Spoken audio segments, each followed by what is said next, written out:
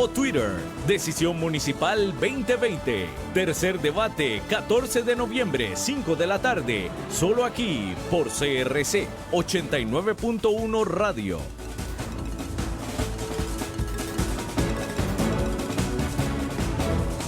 Porque lo que importa es Costa Rica.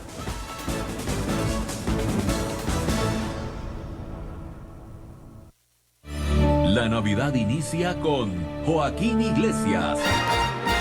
Sabes, mi amor. Walmart American Express de Back Credomatic presenta Tiempo de Navidad, un concierto para disfrutar en familia, este 30 de noviembre y 1 de diciembre a las 8 de la noche. Poseo más que un viejo. Entradas a la venta en la boletería del Teatro Nacional.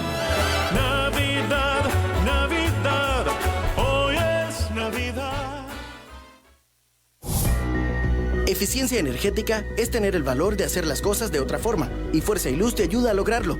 Si necesitas comprar una cocina, procura que sea de inducción. Su rapidez en el calentamiento y bajo consumo de electricidad no solo te ayudará a economizar, sino también a proteger al ambiente. Utiliza las ollas de fondo plano y del tamaño correcto del disco. Además, tapa las ollas para cocinar los alimentos de una manera más rápida y uniforme. Fuerza y Luz te invita a hacer el cambio.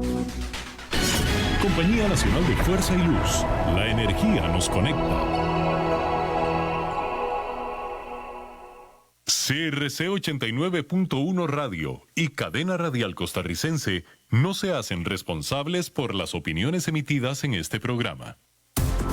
Inicia En Mi Trabajo, Hablando con Datos, un espacio donde se investiga y analiza las condiciones de cada una de las situaciones que se presentan diariamente en nuestro entorno laboral, con temas de procesamiento de datos, cambio tecnológico, liderazgo, gestión y salud organizacional. Junto a Diego Quiroz, especialista en recursos humanos, y la comunicadora Gaudí Castillo. En Mi Trabajo, Hablando con Datos, por CRC 89.1 Radio. Buenas tardes a todos, un sábado más en Mi Trabajo, Hablando con Datos. Diego Quiroz quien les habla en primera instancia, y otra vez lleva dos semanas al hilo. Tenemos la ausencia de Gaudí. Son situaciones distintas, no es el mismo causal. Ella está súper bien de salud, pero tuvo una situación familiar que tenía que atender, razón por la cual vamos a trabajar el día de hoy, pues no solo, porque tremenda compañía, con quien vamos a desarrollar un tema de alta importancia. Es un tema que definitivamente se las trae, y se las trae en un área específica del ejercicio laboral.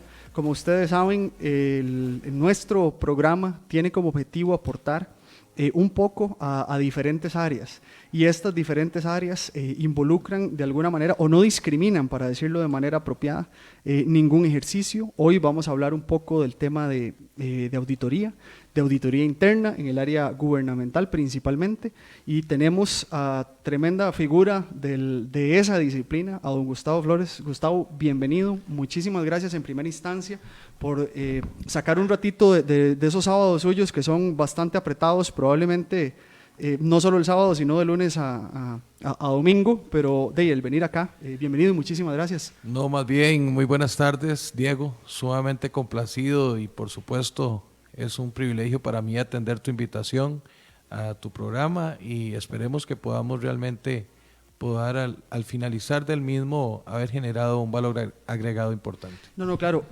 Antes de comenzar, siempre es importante dar una pequeña reseña para quienes no le conocen a Gustavo, a qué se dedica y qué ha hecho a lo largo de su trayectoria. Gustavo Flores es auditor general del Banco Hipotecario de la Vivienda.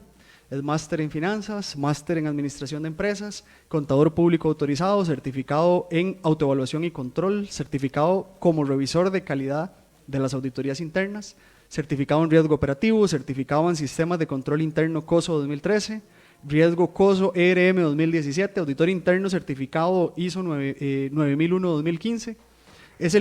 Fue el primer vicepresidente de la Asociación Interamericana de Contabilidad, fue presidente del Colegio de Contadores Públicos y del Colegio de Contadores Privados, fiscal financiero de la Federación Costarricense de Fútbol, es miembro del Instituto de Auditores Internos, consultor internacional para BIT FOMIN sobre normas internacionales de información financiera y normas de auditoría, docente universitario, expositor, conferencista internacional para IFAC, CILEA, FLY y AIC en Panamá, Costa Rica, Nicaragua, Guatemala, Honduras, Estados Unidos, México, Colombia, Perú, Argentina, Paraguay, Brasil, Chile, Bolivia, Ecuador y República Dominicana, nada más, ¿verdad?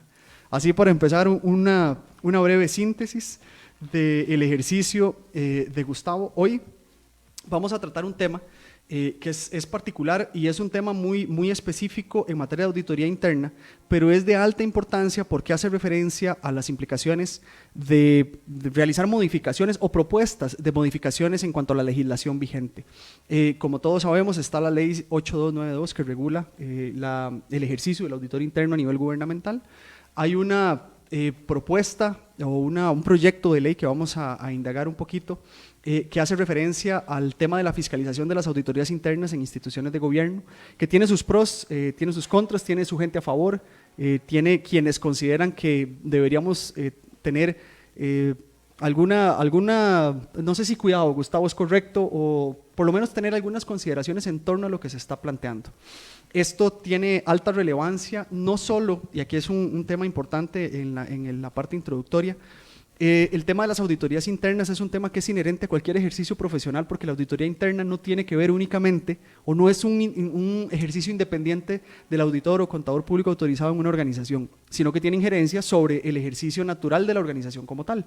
Al tener injerencia en el ejercicio natural de la organización como tal, por supuesto que es de dominio, es importante tener cierto dominio de cuáles son estas implicaciones que se pueden dar en torno a modificaciones sobre la legislación existente. Hay un sector, el sector público en este caso, que es un sector numeroso y es un sector que tiene muchísima responsabilidad en cuanto a los volúmenes de dinero que administra y en cuanto a las responsabilidades que tienen como entidades, y eso pues obviamente nos afecta a todos. Entonces eso es una síntesis.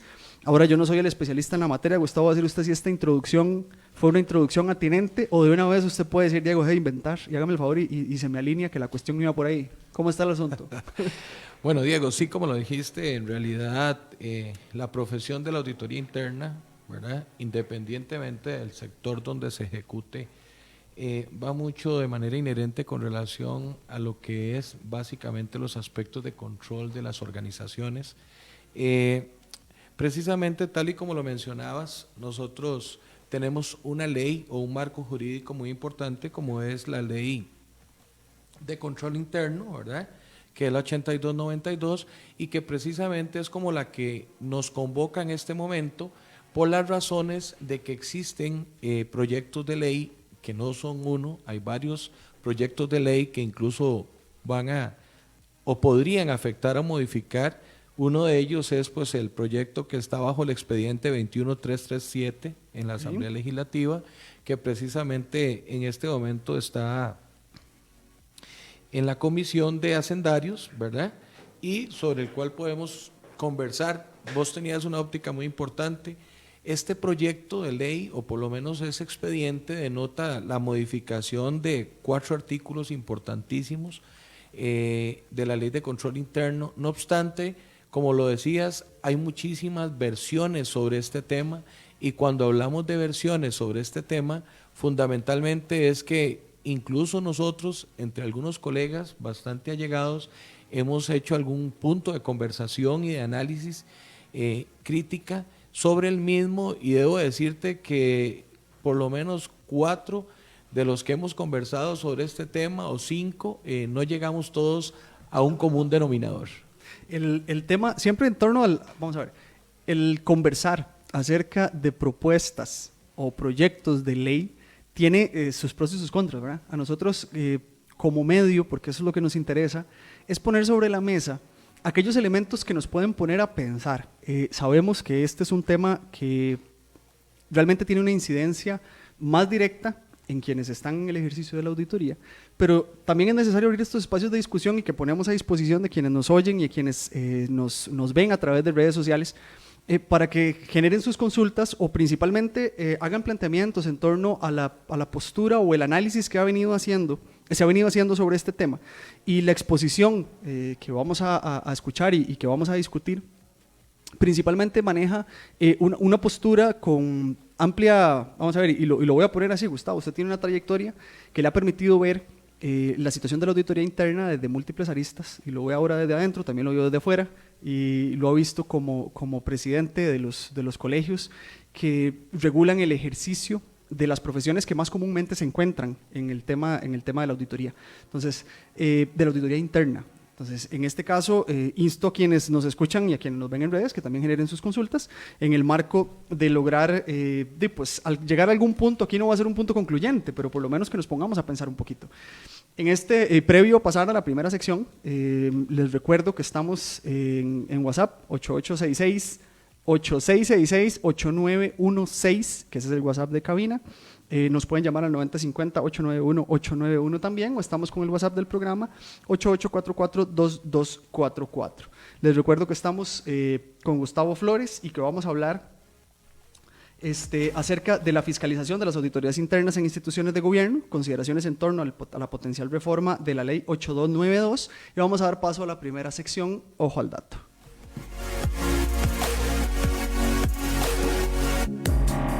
En mi trabajo, esto es Ojo al Dato, donde mejoramos las experiencias laborales.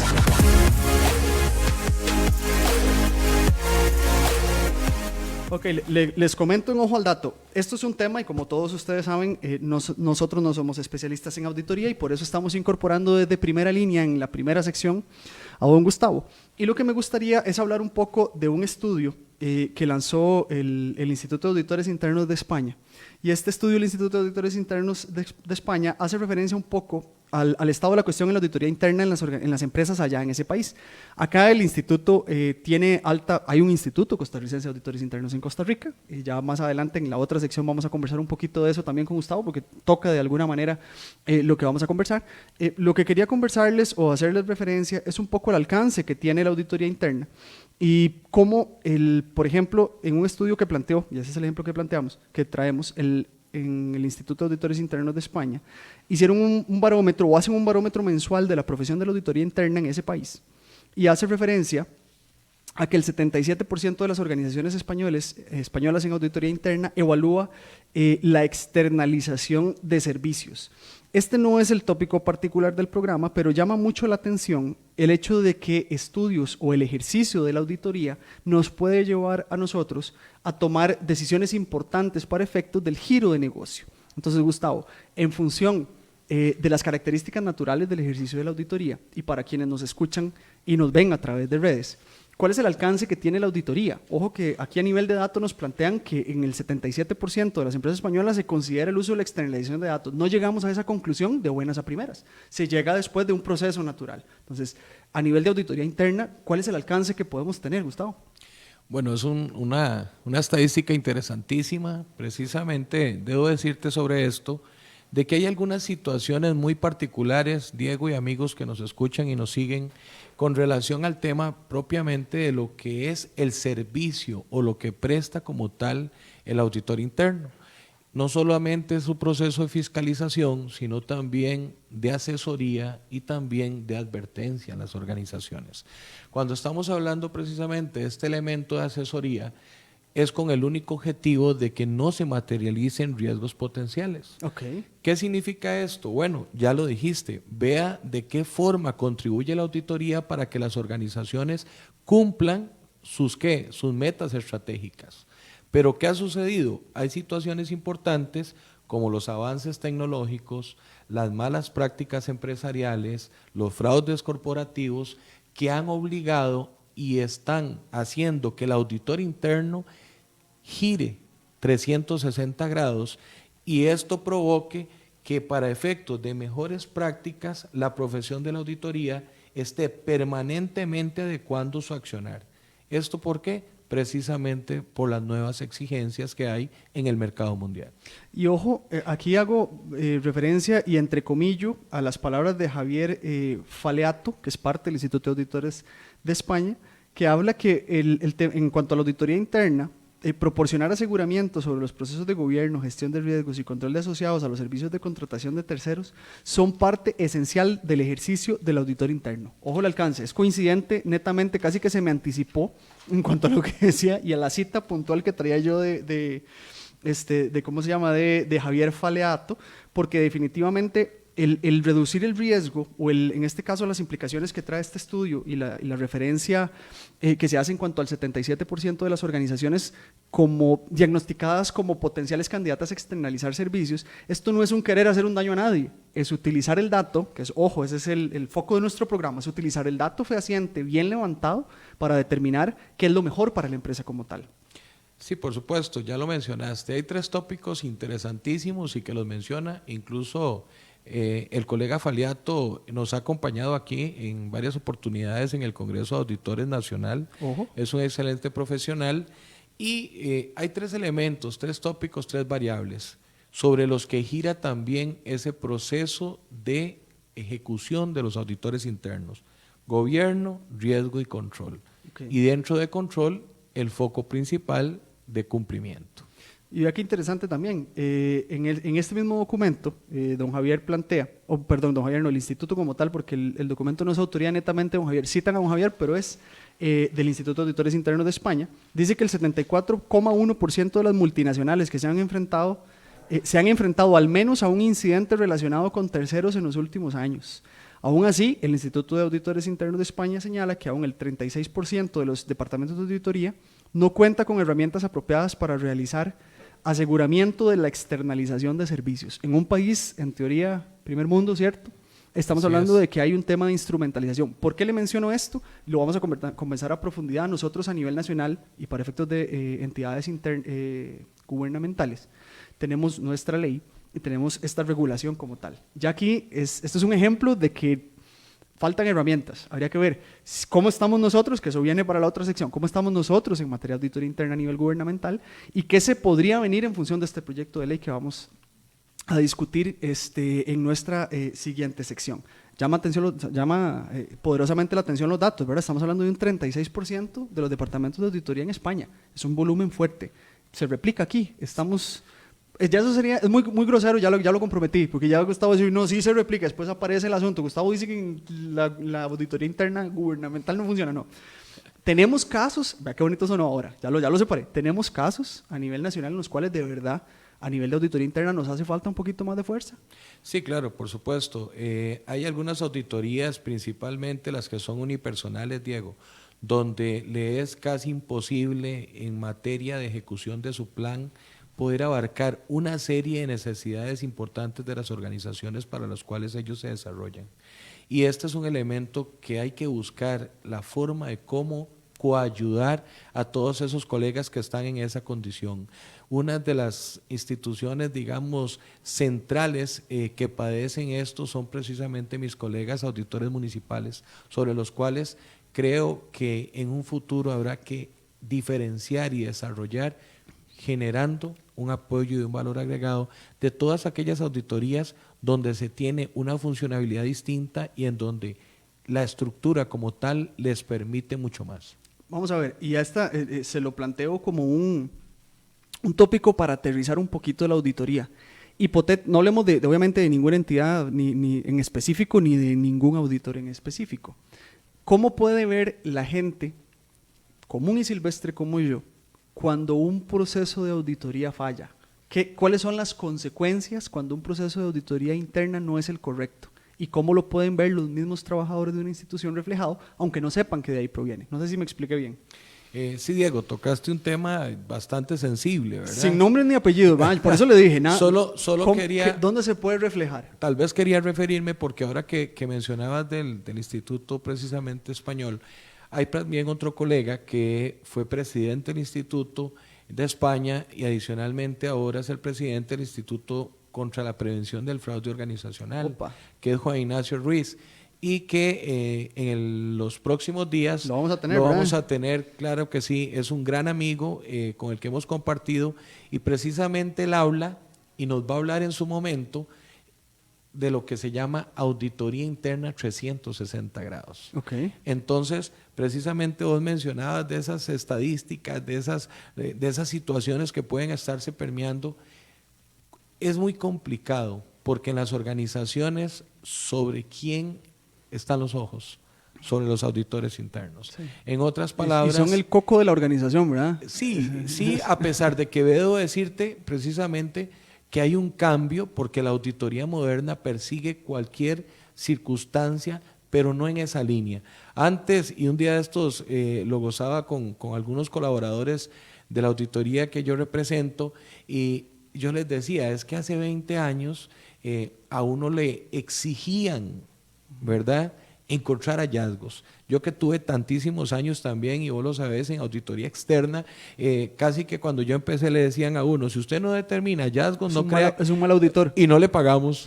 O sea, tiene que haber, algo malo tiene que haber. Algo tiene que aparecer. Hay una anécdota de un amigo en común que resulta que cuando iniciaba, como no encontraba hallazgos, entonces hacía unas barbaridades ahí para efectos de... Entonces ese coco al que mencionás, ese auditor policía, ya todos esos efectos cambiaron. La auditoría interna moderna gira hacia otros efectos principalmente. ¿En qué tenemos que convertirnos nosotros? Bueno, en que se logren cumplir los objetivos institucionales. Si estás hablando del sector gubernamental, pues que realmente la hacienda pública responda gracias a nuestra fiscalización en cumplimiento del interés público.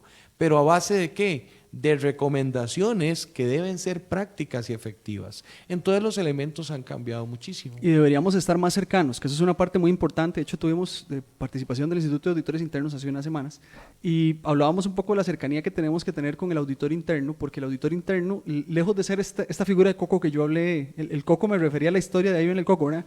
Que metafóricamente me referí, lejos de ser esa figura, debería ser una figura de apoyo, porque si esta figura logra encontrar falencias a nivel organizacional, es importante que sobre esas falencias pensemos en positivo. Hay que corregirlas para que el giro de negocio llegue a mejor puerto. Al fin y al cabo, todos dependemos de los resultados de la organización como tal. Mis resultados son resultados que se van a sumar a los resultados de mi compañero y así sucesivamente para alcanzar lo que la organización como un todo pretende. Entonces, esa figura es una figura que va marcando un poco la pauta y que de alguna manera, lejos de hacerme la zancadilla, es el que me dice, mira, aquí vemos un huequito, no camine por ese huequito, mejor tapemos el huequito, hagámoslo bien, reestructuremos y vayamos por mejor camino. Sí, por eso te decía, no estás perdido en la idea que señalabas de decir el coco. No, sí, es que esa fue la concepción de años. Sí. No significa que hoy no se tenga esa percepción. Lo que pasa es que el giro, ¿verdad?, de la auditoría interna moderna, pues deja ya a aquel auditor interno policía y lo debe convertir en un eje, en un rol asesor. Y todavía un rol asesor bastante ejecutivo desde el punto de vista de que sea rápido y efectivo y que con ese rol ejecutivo permita que de verdad las cosas caminen. Vamos a hacer la primera pausa para ir a la siguiente sección. Estamos con Gustavo Flores. Vamos a tratar o estamos desarrollando en este momento el tema de control sobre la auditoría interna. Vamos a hacer una breve pausa y ya regresamos.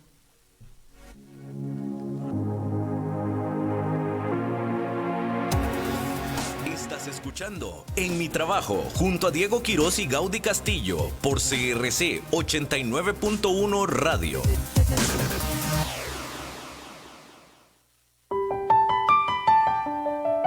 ¿Qué hay detrás de una gota de agua de la IA? Hay recurso vital. Hay trabajo e inversión. Hay investigación. Potabilización. Tratamiento de aguas residuales. Hay salud y desarrollo. Este es el compromiso de Acueductos y Alcantarillados con Costa Rica, porque cuidamos hasta la última gota, porque una gota de agua lo cambia todo. Acueductos y Alcantarillados. Noticias, entrevistas y emprendimiento. 89.1 CRC Radio. En mi trabajo presentamos la sección Ligeramente Hablando. Regresamos, estamos con el máster Gustavo Flores. especialista en auditoría interna, entre otras cosas. Estamos conversando sobre el tema de la fiscalización de las auditorías internas en instituciones de gobierno, consideraciones en torno a la potencial reforma de la ley 8292. Recordarles que estamos en el WhatsApp 8666-891-6 en cabina, el teléfono 9050-891-891 o en nuestro WhatsApp 8844-2244. Ahora sí, Gustavo, entramos en materia, en carnita, que llaman popularmente, ¿verdad? Tenemos un proyecto de ley, el proyecto de ley es el expediente 21337, el fortalecimiento de las metodologías de fiscalización de las auditorías internas de las entidades o instituciones del sector público. Para arrancar, ¿cómo estamos fiscalizando actualmente el ejercicio de la auditoría interna? Y ¿cuál es la génesis desde lo que usted ha revisado y desde su perspectiva profesional y con la experiencia que usted tiene en el campo, del por qué este proyecto? ¿Qué es lo que pretende? Claro que sí, Diego. Hay que referirnos en cuanto a un tema muy interesante. Recordémonos que los últimos meses y los últimos 2 años han sido muy cuestionados por todos los acontecimientos que se han dado en la hacienda pública. Y por supuesto, un tema muy fundamental como es el de las finanzas públicas. Entonces, la génesis o el interés particular a través de este proyecto de ley, a lo que se logra percibir es básicamente el análisis que puede permitir el cambio de la metodología en la fiscalización y que eso pueda generar un impacto en las finanzas del gobierno central. Okay, definitivamente el tema del, el fortalecimiento, la ley de fortalecimiento de las finanzas públicas tocó múltiples aristas, ¿verdad? O sea, nos tiene, despertó alarmas. Esto es producto de situaciones que no se veían antes y que queremos que se vean ahora, o es una necesidad, o usted ve la necesidad, que lo que quiero es un poco ver el planteamiento del proyecto como tal. ¿Es una necesidad claro. que usted considera que tiene un planteamiento viable? Vos lo decías al puro inicio, ¿verdad? Este expediente y lo que denota tiene una serie de criterios vertidos por parte de profesionales de muchísima trayectoria, de muchísima experiencia, con los cuales hemos conversado un poco de manera célere, ¿verdad? Ligera, para más o menos ver qué posición se toma con relación a todo esto. Ya lo dijiste, sí, se han determinado y se han señalado algunas alertas. Creo que incluso la ley de fortalecimiento de las finanzas públicas tuvo un efecto directo sobre aspectos propiamente de la ley 8292. Ese será un tema particularmente a discutir en otro momento. En otro espacio porque no nos da. ¿Verdad? Pero también es necesarísimo ver cómo afecta una ley de orden público leyes especiales o particulares, como en este caso la Ley General de Control Interno, la 8292. ¿Cómo estamos con la ley? Vamos a ver, en síntesis, porque necesitamos que quienes nos escuchen también tengan claro cuáles son las regulaciones generales que existen para efectos del ejercicio del auditor interno en cuanto a lo que ya existe. ¿Cuál es el modus operandi? Ok, Diego, hay que tener claro que tal vez la peligrosidad que algunos hemos visto sobre este expediente es que de una u otra forma ya la ley de control interno enrumbaba y nos daba ese marco y respaldo jurídico a los auditores internos en materia de lo que mencionábamos, en materia de fiscalización o control, en materia de advertencia, en materia precisamente de asesoría, que son los servicios que prestamos los auditores internos gubernamentales. Pero si nosotros nos vamos básicamente a lo que está planteado en este proyecto de ley, se pide la modificación de los artículos 8, 10, 21 y 26 de la Ley General de Control Interno. Una síntesis, por favor. ¿Eso qué significa? Bueno, desde la perspectiva de algunos, y creo que es un criterio muy particular, como lo decías, sin generar en ningún sentido polémica, ni mucho menos, es el que podría, para efectos de algunos, estos cambios o este proyecto de ley, traer o generar importantes conflictos. ¿Por qué? Porque esos conflictos en materia de fiscalización se pueden generar porque casi que la modificación de estos artículos haría que los auditores internos nos pudiéramos convertir en coadministradores de la gestión. Ok, entonces serían juez y parte. En alguna medida, sí. Hablemos entonces un poco de la naturaleza de la auditoría. ¿Por qué no juez y parte? Que esa es una parte, eso es importante tenerlo claro. O sea, yo lo veo desde afuera y uno sabe que el auditor lo que tiene es la obligación de cumplir con su rol, y este rol de supervisión y de asesoramiento no es un rol participativo hoy día, sino que yo reviso qué fue lo que pasó, de dónde viene, por qué se hizo. Y si la cuestión no cumplió con los parámetros que la organización tiene establecidos, hago el señalamiento, y sobre ese señalamiento tenemos alguien que no soy yo directamente, pues yo no soy el que hago la modificación o el que solicito que se haga. Lo que hago es la recomendación para que se atienda y que cumpla con los lineamientos ya establecidos. Usted me dice si estoy equivocado. Vamos bien. Ahora, Diego, déjame comentarte para que te des una idea el por qué ese juez y parte que vos mencionabas en tu lenguaje doméstico. El artículo 21 de la Ley 8292 determina el concepto funcional de la auditoría interna.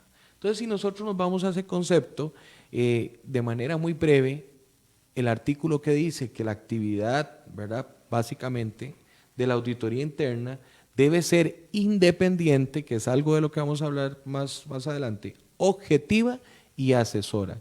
¿Ok? ¿Sobre qué elementos? ¿Ok? ¿Con qué objetivo? Que proporcionen seguridad a la empresa, a la institución, al ente, puesto que se crea para validar y mejorar sus operaciones.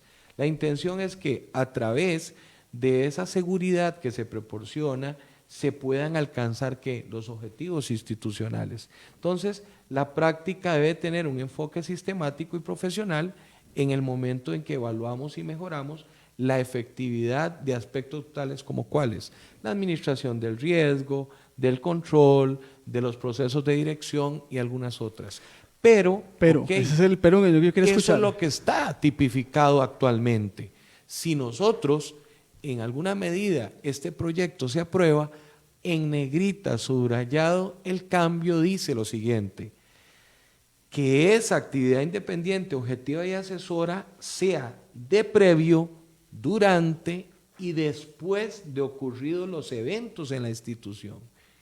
Entonces, lo que mencionábamos antes, esto podría llevarnos a ser ¿qué? Coadministradores de la gestión, porque en algún momento se podría perder el principio de independencia, ¿ok?, al emitir un criterio de forma previa. ¿Por qué razón? Porque nos tendríamos que sujetar a dar respaldo mediante dicha fiscalización a la administración. Y la objetividad de un juicio no se puede subordinar a nada.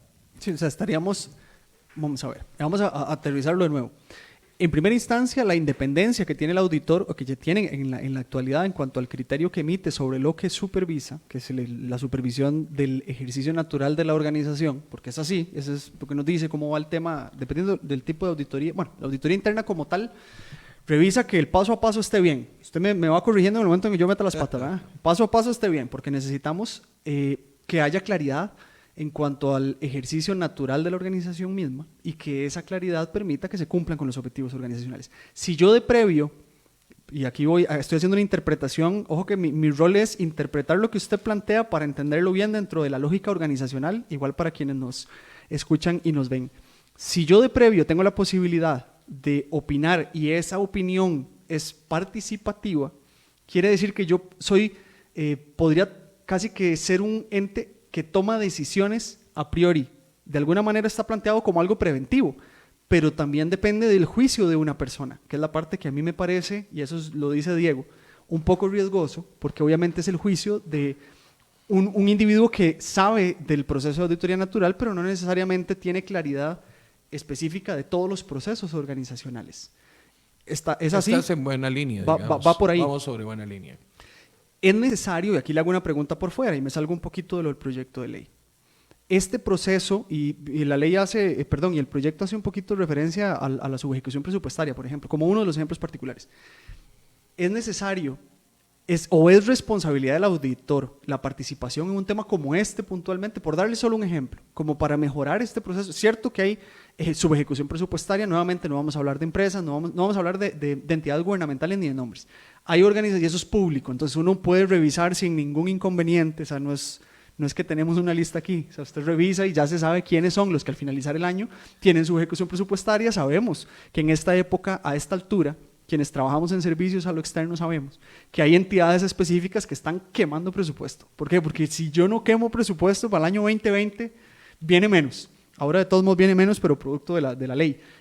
Ahora, esto... Bueno, y no solo viene menos, Diego. El tema en este momento es, si tocaste, ya, y quizás de todo lo que leíste ahí, del expediente, el más significante. ¿Por qué razón? Claro, está de moda. Y yo soy parte de esa moda con el tema de sus ejecuciones presupuestarias, porque como lo dijiste, ya eso está a la flor del día, es público. Sí, es público. Pero claro que sí, es un elemento sumamente importante. Porque, ¿qué es lo que ha manifestado precisamente el Ministerio de Hacienda? Bueno, si una institución no está ejecutando sus recursos, entonces debe trasladarlos para que precisamente el gobierno central, la Hacienda Pública, pueda enfrentar todas las circunstancias y condiciones adversas por las cuales tenemos ese hueco fiscal. Pero ¿será que la participación del auditor interno es tan alta como para hacerlo, o como parte de la mención? Porque mucho del proyecto de ley va en la dirección del asunto de la nueva ley y de cómo eso está incidiendo de manera directa en la economía de las instituciones como tales, a nivel gubernamental. Yo lo que me planteo es, pucha, ¿será responsabilidad netamente del auditor esto? No es responsabilidad. Todos los efectos sobre los que estás mencionando son responsabilidad de la administración activa. Pero sí juega un rol preponderante el auditor interno como asesor al emitir un criterio, que ese criterio lo que pretende o previene es simplemente generar un valor agregado. Ojo, este criterio no es vinculante para la decisión final. ¿Cuál es la intención? Pues básicamente que el jerarca de una u otra forma gestione mejor los riesgos para efectos de que se puedan cumplir precisamente los objetivos, en este caso económicos y financieros, como los que están dados en un presupuesto. ¿Y qué podemos hacer ahorita? ¿Cómo están las cosas? Para poder mejorar esto que ya se ha identificado como falencia desde el ejercicio de la auditoría interna a nivel gubernamental. Bueno, hay que hacer algunas ampliaciones en materia del plan anual de auditoría, donde los alcances y las coberturas sobre elementos tan sensibles y tangibles como estos se conviertan dentro de un rol importante en nuestras revisiones periódicas. Y que tengan un nivel de, vamos a ver, porque viene también el tema de atención y supervisión. Una cosa es, y aquí lo veo desde afuera y en su momento cuando me tocó ser auditado, una cosa es lo que se recomiende, o la anotación que se haga sobre un ejercicio particular a partir de lo que la auditoría encuentre, y otra es la atención que se haga sobre esa anotación. Entonces, hay una participación del auditor en la responsabilidad de reportarlo, pero el auditor no da seguimiento porque es un ente... Ahí sí la metiste. La embarré. Sí. Ok, bueno, vamos con la corrección. Vamos de vuelta. No, claro que sí. Parte de nuestra obligatoriedad, Diego, después de emitir las recomendaciones, nosotros tenemos que darle fiel seguimiento al cumplimiento por parte de la administración a esas recomendaciones. Pero parte de lo que ahora mencionabas y las disyuntivas que generalmente se presentan entre la auditoría, ese coco que mencionabas, y obviamente la alta dirección o la alta gerencia, es fundamentalmente porque muchas veces la administración debate los informes del auditor donde no necesariamente las recomendaciones vienen a generar ningún efecto positivo, no son prácticas, no son efectivas. Y eso está dentro del rol anterior del auditor. Ya. ¿Por qué? Porque la percepción y la creencia era de que entre más grande sea el informe y que el informe esté lleno de hallazgos, entonces eso te hace el ser el Superman del auditor. Es crear la torta por crearla. Es correcto. Y de eso no se trata. No. Entonces, parte de ese cambio, de esa ayuda mutua y lo que mencionábamos de esa función asesora va en esa línea. Por eso es que es muy importante que se valore a profundidad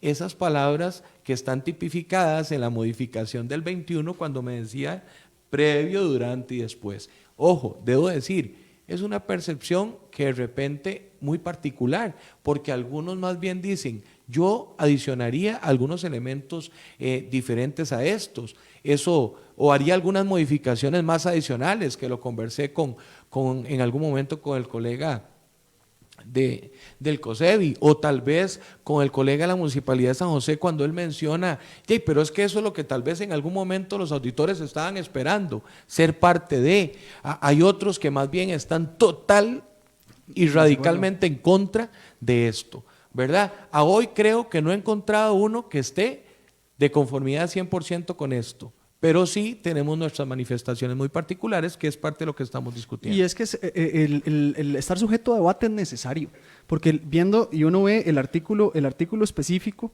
en el artículo 20, déjame correr, ojo, voy.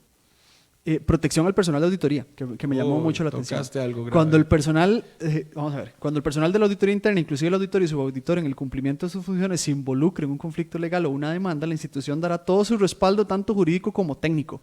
Voy a dejarlo ahí, igual sigue un poquito más. Es que lo que me llama la atención es, pucha, ya entonces el auditor se vuelve una figura preponderante, participativa, que requiere de soporte legal. Entraríamos en un proceso en el cual son vulnerables a la denuncia. ¿Será que a todos los auditores estarían dispuestos a tener ese nivel de participación y donde, digamos, a partir de lo que el proyecto plantea, hay un respaldo o habría un respaldo de la institución? Ok, debemos entender esto, Diego. En este momento, cuando se generan precisamente todo ese tipo de investigaciones y demás, en la legislación actual está sustentado lo que es el respaldo jurídico, ok, la cobertura por parte jurídica. Pero, ¿qué es lo que pasa? Este es otro artículo, estás hablando del artículo 26 que habla de protección al personal de la auditoría. ¿Qué pasa aquí? Precisamente que ante esta modificación, estimados amigos, ¿verdad?, queda en evidencia que ante la materialización de un riesgo se nos elimina el respaldo jurídico hasta tanto no se compruebe por medio de un procedimiento administrativo la veracidad de los hechos o incumplimientos denunciados por la auditoría. O sea, quedamos a la libre. Es correcto. Y si quedamos desprotegidos. Por eso, quedamos total a la libre, digo yo popularmente, o sea, quedamos sin ese respaldo. ¿Qué pasaría entonces? Porque aquí es donde viene el otro gran detalle. Resulta que esto maximizaría, y aquí esto es una hipótesis que yo hago, usted me la responde, maximizaría la necesidad de tener mayor respuesta en materia de órganos que definitivamente procesen de manera más rápida este tipo de denuncias. ¿Lo tenemos o no lo tenemos? Porque digamos, en el momento ustedes como auditores siempre están sujetos a esto y están expuestos a nivel gubernamental a ser denunciados o que se les abra un proceso. Esto es el pan de cada día, ¿verdad? Entonces ustedes, sea o no sea, abren el proceso, porque por sí nadie es culpable hasta que se demuestre lo contrario, pero en el entretanto siempre hay este peso mientras lo probamos. Si el auditor tiene o se llegara a desarrollar, digamos que esto se apruebe, y yo tengo la participación que aquí se plantea, que usted la mencionó al puro principio, yo la tenía aquí marcado en amarillito, y ya lo dejé, sobre la participación, que tendría proteger como... las acciones independientes realizadas por la auditoría interna, control previo, durante y después de lo ocurrido de los eventos. O sea, tendríamos el control previo, durante y después de lo ocurrido. Eso obviamente, al darle esa participación, el nivel de denuncia incrementaría. Eso es una pregunta que le hago. ¿Podría incrementar? Hipotéticamente, no ha ocurrido, porque sigue siendo un proyecto. ¿El nivel de denuncia sobre el ejercicio de la auditoría incrementaría? ¿Requeriríamos de más órganos que nos permitan definir? Yo diría, Diego, por lo menos me atrevería a decir que no incrementaría. Más bien diría que esta avalancha que se ha generado en los últimos años se mantendría. ¿Por qué razón? Porque hay un tema muy particular y es que hoy en día la tecnología, los avances, las redes sociales y todos estos elementos y la comunicación asertiva y la buena información ha permitido a todos los ciudadanos de una u otra forma estar entendidos y también a correr el riesgo, como algunos dicen, a denunciar todas aquellas cosas que consideran que no están correctas. Entonces, debo decirte que yo muy particularmente he pasado un año atípico en el 2019, donde sí he por lo menos recibido de manera significativa procesos de denuncia. Por eso también es muy importante, a pesar de que la Contraloría General como tal tiene definido, ¿verdad?, los procedimientos como tal de aceptación y de manejo del tema de denuncias y por supuesto la ley de corrupción y la de control, yo también en ese sentido insto desde un punto de vista a todas aquellas auditorías internas que a hoy no tienen reglamentado todos los elementos del trámite de denuncias a que lo hagan. Y también insto a la sociedad en general que hoy nos escucha a que de una u otra forma se acerquen para que podamos ayudar a cumplir el fin público. Se acerquen que, como te lo decía, ahora tienen todas las facilidades las personas para poder ejecutar esta acción. Lo importante aquí, y es parte de lo que nos reúne y la razón por la cual nosotros impulsamos el traer este tema acá, es un tema que podría sonar árido. De hecho, a veces me dicen, pucha, qué tema más complicado. Es un tema que es necesario que lo pongamos sobre la mesa, no únicamente en grupos especializados, me refiero a grupos de auditores, sino a la población en general. Usted lo mencionó muy clarito, esto tiene incidencias directas sobre el ejercicio de las instituciones de gobierno. Por ende, tiene incidencia directa o una participación directa sobre el servicio que brindan estas instituciones y nos afecta a nosotros. No podemos estar ajenos a este tipo de situaciones. Por cuestiones temporales, nada más, tengo que hacer la pausa en esta discusión que hemos tenido. No hemos tocado ni el 1 ni el 2. Pues usted me dice qué porcentaje es una cuestión pequeña, que se nos va rapidísimo el tiempo. En la siguiente sección, que es la sección en la cual resolvemos el mundo, más o menos, que es la parte en la que vamos a establecer recomendación, vamos a consultar a Gustavo hacia dónde vamos con esto, qué podríamos hacer o cuáles alternativas tenemos para la resolución un poco de la génesis de este tipo de proyectos. ¿Qué podemos hacer ahora antes de entremos con eso? Vamos a hacer una breve pausa, estamos con Gustavo Flores, regresamos en un segundo.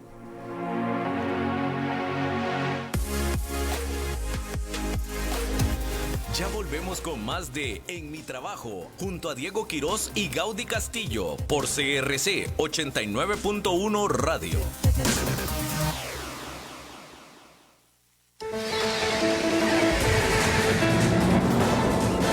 Decisión Municipal 2020 te invita a decidir cuáles partidos políticos serán parte de nuestro tercer debate por la alcaldía del Cantón Central de Punta Arenas. Vota por tu candidato en nuestra página crc891.com, Facebook o Twitter.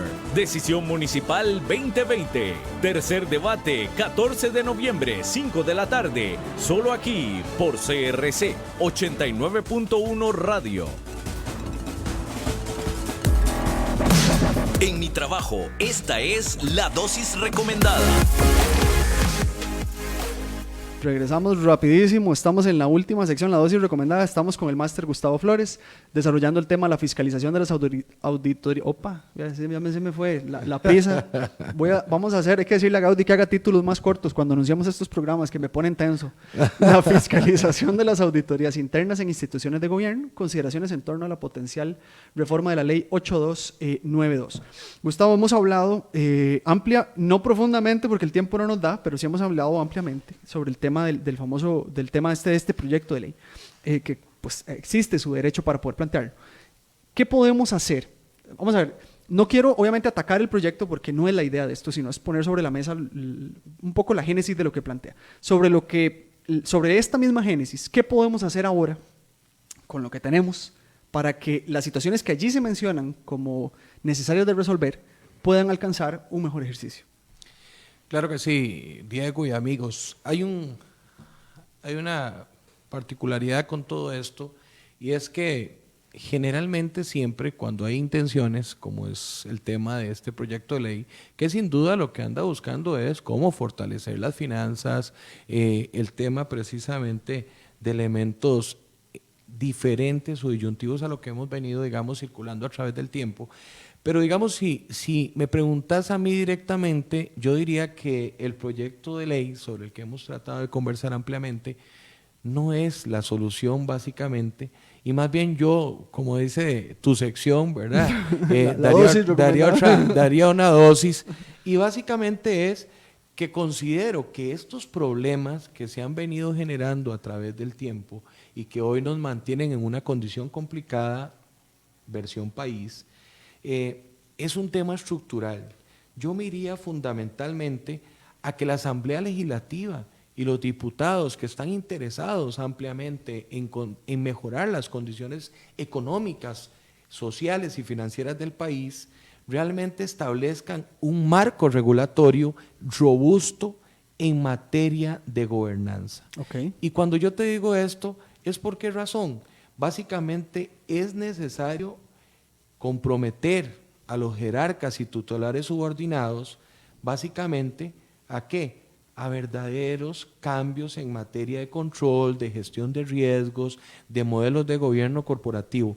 Debo decirte que precisamente la Contraloría hace algunos días le responde a un colega auditor de uno de los ministerios más importantes de este país y le dice que a pesar de que la implementación de prácticas de gobierno corporativo a nivel nacional ha tenido su génesis en el sector bancario, debo decirte que el anterior presidente del CONACYF, cuando lanza el acuerdo 1616, que es el de gobierno corporativo, y posteriormente el 2218, que es de la idoneidad de los miembros, fue un proyecto sumamente complicado en el sector financiero.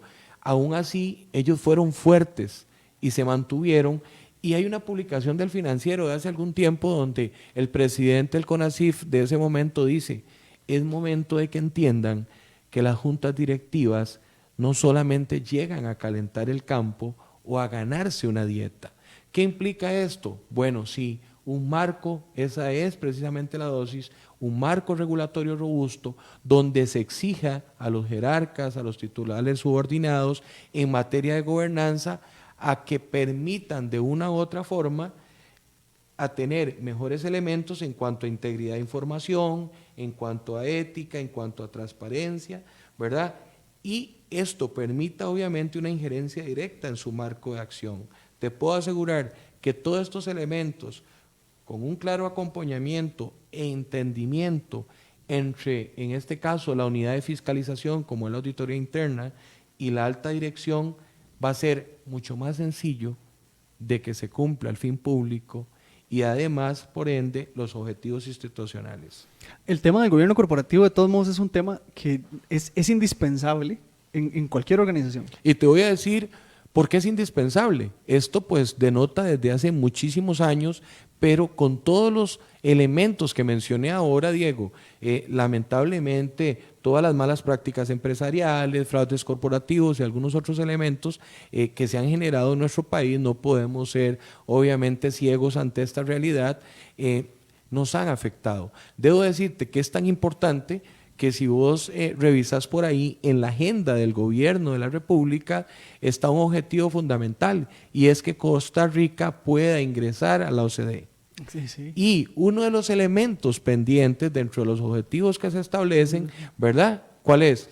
Gobierno corporativo. Se necesita, porque aquí viene el detalle y es, vamos a ver, no, obviamente no le estamos, o por lo menos yo personalmente no le estoy tirando, como decimos popularmente, al proyecto. Es importante corresponsabilizar a la gente en función de lo que ha venido ocurriendo. Igual, si vamos a hablar del tema de su ejecución presupuestaria, que es uno de los elementos que a mí más me llamó la atención y me ha llamado la atención siempre, eso es un tema de planificación. Y es un tema que tiene que ver con lineamientos y cumplimientos. El tema del gobierno corporativo podría fiscalizar y en conjunto con el auditor interno, obviamente, o con la auditoría en este caso, nos permitiría ir cumpliendo el paso a paso de lo que corresponde con esa planificación. Y son planificaciones que no son de un mes, 2 meses, son planificaciones anuales, estratégicas, etc. Debo decirte incluso, Diego, que por ejemplo a los que estamos en el sector bancario, el sector financiero, ya para este próximo periodo las auditorías externas, cuando hagan su evaluación no solo de estados financieros, tendrán que obligatoriamente hacer una revisión de los expedientes de idoneidad y demás de los miembros de las juntas directivas. Por eso es sumamente relevante. Ese marco robusto del que te decía tiene que trascender mucho más allá, porque si hoy vos tomás las leyes de algunas instituciones creadas de carácter especial, ya con la actualidad ya están totalmente fuera de foco. Y vos lo sabés. Entonces, hasta ahí tiene que llegar ese marco robusto donde hay que hacer algunos cambios importantes cuando se tome determinación por los consejos de gobierno para precisamente el nombramiento de los miembros de las juntas directivas. Y es interesante esto de las juntas directivas porque definitivamente esa regulación ahorita, bueno, no, obviamente sin nombres, hay profesionales y hasta no profesionales que forman parte de juntas directivas que generan un efecto adverso en el ejercicio natural de las organizaciones gubernamentales porque no tienen claro cuál es el giro de negocio. Bueno, incluso en los últimos años ya tal vez lo recordarás, si es información pública, hubo en alguna que otra institución obviamente la destitución de algunos miembros de juntas directivas precisamente por un tema muy particular, y es que no cumplían con algunos requisitos de idoneidad para poder estar ahí nombrados. Ahora, eso obliga, que ese es el otro tema, el tema formativo, obliga también a los auditores internos a entrar en procesos formativos importantes. Bueno, sumamente importantes, por eso yo te decía, la profesión de auditoría interna en este momento queda permanentemente obligada a las exigencias. ¿Para qué? Para que se forme. Y esa responsabilidad obviamente requiere, hay que tirar una línea, ¿verdad? ¿Y por dónde vamos con esa línea, Gustavo? ¿Qué tenemos? Bueno, no, Diego, precisamente siempre he sido un amante de la educación, siempre Dios me ha dado la oportunidad de compartir algunas cosas sobre las cuales he aprendido a través de más de 25 años ya de profesión, y estamos estableciendo ahí algunos proyectos a futuro con intereses muy particulares, y hemos venido organizando con un logo muy importante como es crecer a través del aprendizaje. Debo decirte que algunas auditorías internas, por esa necesidad de capacitarse, de profesionalizar las auditorías, muchos por presupuestos, otros porque son unipersonales, son tantas también las debilidades que tienen mis amigos, colegas auditores internos, que hemos venido pensando, así como otras instituciones a través de sus auditores. En este caso yo tomé bandera como algunos de ellos, ¿verdad?, que lo venían haciendo, el caso de don César Quiroz con sus jornadas en el COSEBI, el caso precisamente de don Juan de Dios, que de Dios goce en este momento, hace unos días se nos fue auditor del Ministerio de Hacienda, y algunas otras instituciones que se han encargado precisamente las auditorías, no solo de ayudar a sus auditores, sino al resto de la población a la cual les podamos generar. Entonces, estamos haciendo la programación para el lunes 25 de noviembre de una actividad muy importante a la cual le vamos a llamar el primer encuentro de auditores internos en Costa Rica. Qué importante. ¿Quiénes vienen? ¿Cómo va a estar el asunto, más o menos? Bueno, debo decirte que para esa actividad vamos a contar con gente de muchísima trayectoria y con temas muy interesantes, incluso lo importante que es los verdaderos amigos, como a veces lo hemos mencionado, porque vamos a tener incluso participación de expositores internacionales en ese evento, ¿verdad?, en el cual pues está muy dirigido a aspectos básicamente de supervisión efectiva en las auditorías internas, el tema de las advertencias. Hoy hablamos mucho del nivel de asesoría, pero de las advertencias y el impacto institucional, efectos de evidencia, prueba de indicio, el tema precisamente que se vio ahora en Europa como es auditoría interna 360 grados,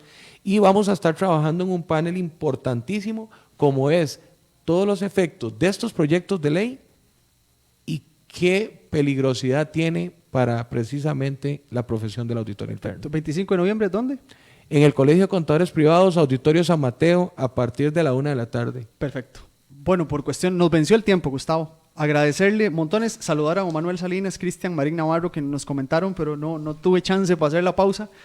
Agradecerle, estuvimos hoy con Gustavo, desarrollando este tema del proyecto de ley. Agradecerle por su tiempo, Gustavo. Siempre se nos quedó corto, pero tendremos, ojalá, otro espacio.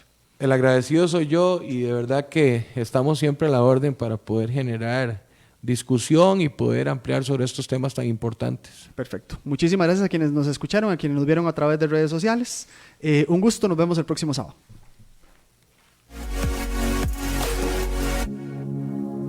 Finaliza En Mi Trabajo, un espacio donde se investiga y analiza las condiciones de cada una de las situaciones que se presentan diariamente en nuestro entorno laboral. ¿Sabes en qué está la Compañía Nacional de Fuerza y Luz? Automatiza sus plantas de generación, moderniza su red de distribución, es pionera en integrar aplicaciones para el control de la calidad de la energía, es precursora en el uso de sistemas informáticos para identificar averías, carbono neutral por 5º año consecutivo, 100% de sus procesos certificados en normas internacionales, sustituye más de 113,000 sistemas de medición convencional por medidor